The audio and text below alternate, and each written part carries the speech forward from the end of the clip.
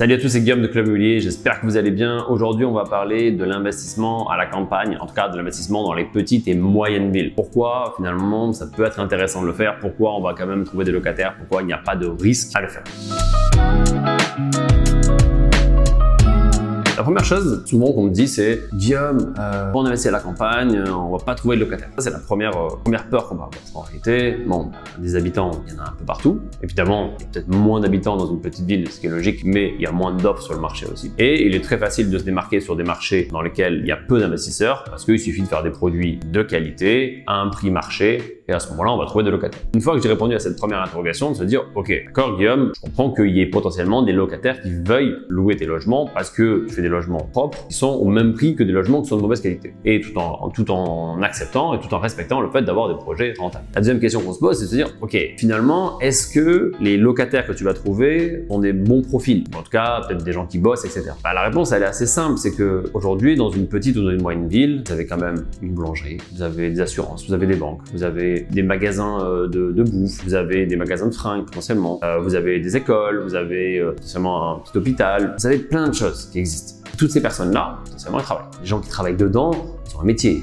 Caissier, que ce soit boucher, boulanger, peu importe, ces personnes-là travaillent. Sur ces personnes-là, au final, on se rend compte que dans certaines villes, on a des taux de chômage très élevés. C'est vrai, on se dit, ah ouais, mais dans les petites villes, Guillaume, il y a des taux de chômage élevés. C'est vrai. Dans certaines villes de France, on a des taux de chômage qui vont être supérieurs à 20-25%. 25% de taux de chômage. C'est-à-dire que 75% de la population travaille. C'est aussi ça qu'il faut voir. Et quand on regarde les statistiques, un peu quand vous amusez à regarder, vous vous rendez compte que, ok, 75% de la population travaille, mais ces 75%, c'est pas forcément que des propriétaires. Sur ces 75%, vous avez des gens qui sont locataires malgré tout. Et donc vous, votre cible, et la cible que nous on a, avec Club Immobilier, on va chercher telles personnes qui sont locataires ou qui veulent en tout cas rester locataires, mais qui malgré tout travaillent en emploi, que ce soit en CDI, en CDD, peu importe simplement, mais qui sont engagés dans la vie active.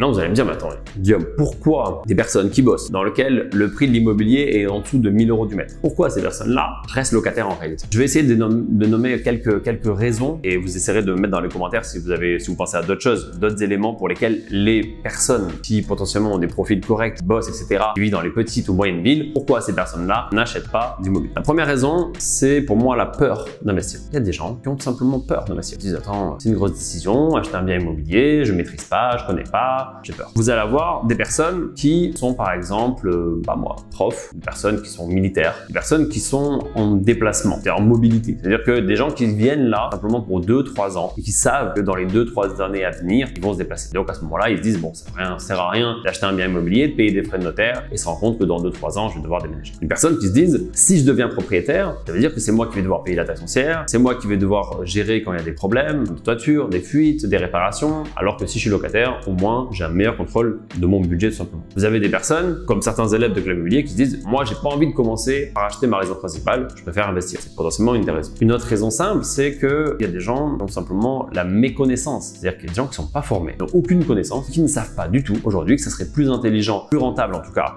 pour eux d'être propriétaires plutôt que locataires. Ces personnes-là, c'est pas des personnes qui sont éduquées financièrement. Ça n'empêche pas d'être très bons dans leur métier, mais financièrement, par rapport à ce calcul-là précisément, ça arrive que ces personnes-là ne soient pas conscientes simplement que vont louer pendant des années le même bien immobilier alors qu'ils auraient pu l'acheter. Personne, on a déjà fait des visites d'immeubles, il y avait des locataires qui étaient là depuis 25 ans, qui avaient payé l'équivalent de 3 ou 4 fois le prix du bien dans lequel ils étaient, et ils s'en rendaient pas compte et ça leur allait très bien. Mais ils auraient pu, d'accord, améliorer ce truc-là en achetant un bien immobilier. Vous avez également des personnes qui ont une très mauvaise gestion de leur argent. C'est-à-dire qu'ils gagnent bien leur vie, mais en fait, eux, ça les intéresse pas de mettre de l'argent de côté. Ils veulent, c'est dépenser ce qu'ils ont. À la fin du mois, il n'y a plus rien, mais en même temps, ça leur va bien. Quand vous savez qu'aujourd'hui, quand il faut acheter un bien immobilier, il faut aussi avoir une certaine gestion de ses finances. Alors, mettre de côté un petit peu, potentiellement mettre un apport sur son projet. Et certaines personnes n'ont pas cette volonté ou cette discipline en soi de pouvoir mettre de l'argent de côté. Donc ça, c'est autant de raisons pour lesquelles vous avez des gens qui gagnent potentiellement bien leur vie, qui ont un CDI, mais qui décident malgré tout de rester locataires. Ces personnes-là, c'est les gens que vous allez chercher comme locataires. Donc, en fait, il faut arrêter de penser que quand vous êtes à la campagne, vous n'arrivez pas à trouver des locataires et deux, les seuls locataires que vous avez, c'est des cas sociaux. C'est pas vrai. Vous avez plein de gens aujourd'hui qui sont des gens très très bien, qui souhaitent rester locataires par volonté ou simplement par méconnaissance, qui vont pas forcément détruire votre logement, qui vont pas forcément créer des impayés. Et vous pouvez avoir des impayés, d'accord, avec quelqu'un qui travaille potentiellement ou quelqu'un qui travaille pas. Donc, faut pas non plus faire ce raccourci-là. Mais n'oublions pas juste qu'il y a plein de gens qui sont des locataires potentiels dans la ville dans laquelle vous voulez investir, mais qui n'ont pas pas tout simplement la volonté d'être propriétaire ou le désir en tout cas de l'être. Et pour ça, il y a plein de raisons. D'ailleurs, dites-moi dans les commentaires si vous pensez à d'autres choses, d'autres éléments pour lesquels finalement ces personnes-là n'ont pas la volonté ou n'achètent pas tout simplement de biens immobiliers. Dans ces villes-là, on peut imaginer aussi que des fois on a une sorte de baisse de la démographie, ou en tout cas pas une augmentation. C'est vrai, on a une population qui est vieillissante généralement, et donc les personnes âgées disparaissent et il y a peu de nouveaux qui reviennent. Souvent, après, suivant les profils de chacun, les locataires ne sont pas forcément que âgés ou plus âgés, et même s'il y a une baisse de la population, ça n'aura pas forcément un énorme impact sur la demande locative. Et dans tous les cas, votre objectif, vous, c'est de proposer les biens, faire partie du top 10 des biens qui sont proposés sur le marché pour ne jamais avoir de difficulté à louer. Si vous êtes dans le top 10 de ce qui est proposé sur le marché et qu'en même temps vous n'êtes pas plus cher que les autres ou à peine plus cher que les autres, c'est ok.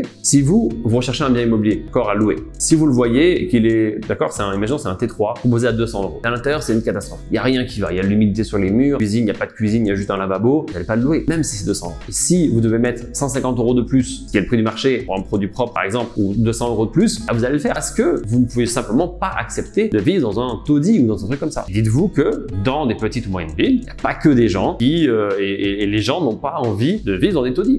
On entend souvent cette phrase des gens immobiliers qui disent « Ouais, bon, vous savez, c'est que des locataires, on n'est pas à Paris, blablabla. » Connerie, personne n'a envie d'avoir une cuisine non équipée avec juste un évier, une vieille porte en dessous et une cabine de douche avec un truc qui bouge et qui fuit. Personne n'a envie de ça, quel que soit le prix que vous allez en payer. Et en effet, on ne peut pas proposer un bien à 200 € et en même temps avoir des prestations haut de gamme. C'est pas possible. Vous devez vous mettre sur le prix de marché. Mais en même temps, dites-vous que dans ces villes-là, il existe un besoin, il existe une demande sur des produits de qualité. Et c'est la plupart des demandes. C'est juste qu'il faut qu'il y ait un équilibre, en effet, entre la qualité du projet que vous allez proposer et la rentabilité de l'opération et donc le loyer. Vous n'allez pas pouvoir, même si notre mission, évidemment, en tant que bailleur, c'est aussi d'améliorer le patrimoine immobilier français, on n'est pas non plus responsable vis-à-vis de l'État de tous les malheurs du monde.